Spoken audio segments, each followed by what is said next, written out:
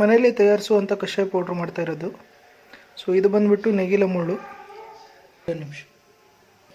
ಸ್ವಲ್ಪ ಒಣ ಶುಂಠಿ ತೊಗೊಂಡಿದ್ದೇವೆ, ಹಾಗೂ ಇದು ಹಾಲುಬೇರು ಅಂತಾರೆ.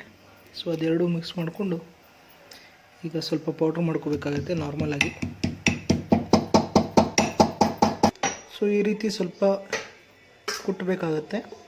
ಅದರ ನಂತರ ಮಿಕ್ಸಿಲಿ ಹಾಕೋಣ. ಸೊ ಈಗ ಬಾಳ್ಗಿಲಿ ಇಟ್ಕೊಂಡ್ಬಿಟ್ಟು ಸ್ವಲ್ಪ ಬಿಸಿ ಮಾಡ್ಕೋಬೇಕಂದ್ರೆ ಹುರ್ಕೋಬೇಕಾಗತ್ತೆ.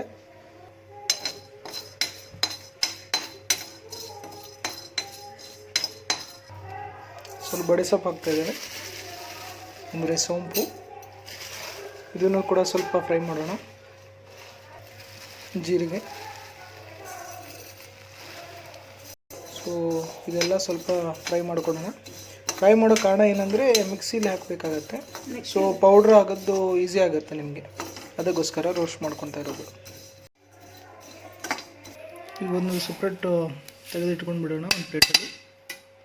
ಹವೀಜ ಸ್ವಲ್ಪ ಹಾಕೋಣ, ಅಂದರೆ ಕೊತ್ತಂಬರಿ ಹವೀಜ ಅಂತಾರೆ. ಸೊ ಇದು ಕೂಡ ಸ್ವಲ್ಪ ರೋಸ್ಟ್ ಮಾಡ್ಕೊಳ್ಳೋಣ. ಇದೆಲ್ಲ ರೋಸ್ಟ್ ಮಾಡೋದು ಕಾರಣ ಏನಂದರೆ ಒಂದು ಬಾಳಿಕೆ ಚೆನ್ನಾಗಿ ಬರುತ್ತೆ, ಭಾಳ ದಿನ ತಡೆಯುತ್ತೆ, ಅದಕ್ಕೋಸ್ಕರ ಒಂದ್ಸಲ ರೋಸ್ಟ್ ಮಾಡ್ತೇವೆ. ಸೊ ಹವೀಜು ಕೂಡ ನಾವು ರೋಸ್ಟ್ ಮಾಡುವಾಗ ಮೊದಲೇ ಒಂದು ಸತಿ ಚೆನ್ನಾಗಿ ನೋಡ್ಕೊಳ್ಳಿ, ಕ್ಲೀನ್ ಮಾಡ್ಕೊಂಡಿದ್ದು ಹವೀಜ ಹಾಕಬೇಕಾಗತ್ತೆ. ಯಾಕಂದರೆ ಪೌಡ್ರ್ ಮಾಡಿದ ನಂತರ ಮತ್ತೇನು ಮಾಡೋಕ್ಕಾಗೋದಿಲ್ಲ, ಅದಕ್ಕೋಸ್ಕರ.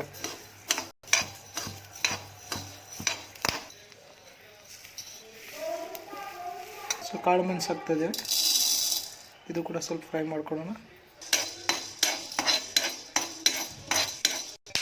ನಾನು ಕೈಗೆಲ್ಲ ಹಚ್ತಿರೋದಿಲ್ಲ. ಸ್ವಲ್ಪ ಗೋಧಿ, ಇದು ಕಷಾಯ ಸ್ವಲ್ಪ ಥಿಕ್ನೆಸ್ ಬರೋಕ್ಕೋಸ್ಕರ ಹಾಕ್ತಾ ಇರೋದು. ಇದು ಸ್ವಲ್ಪ ಹುರ್ಕೊಳ್ಳೋಣ.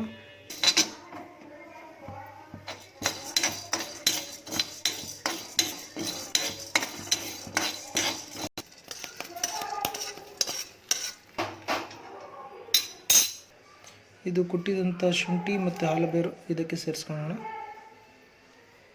ಇದು ಎಲ್ಲನೂ ಸಹ ಒಂದು ಸ್ವಲ್ಪ ಆರಕ್ಕೆ ಬಿಡೋಣ, ಅಂದರೆ ತಣ್ಣಗಾಗಕ್ಕೆ ಬಿಡೋಣ. ತಣ್ಣ ಆದ ನಂತರ ಅದು ಮಿಕ್ಸಿಗೆ ಹಾಕೋಬೇಕಾಗತ್ತೆ.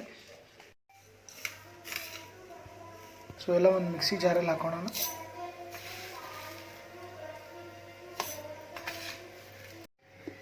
ಸೊ ಈಗ ನೋಡಿ ಪೌಡ್ರ್ ರೆಡಿಯಾಗಿದೆ.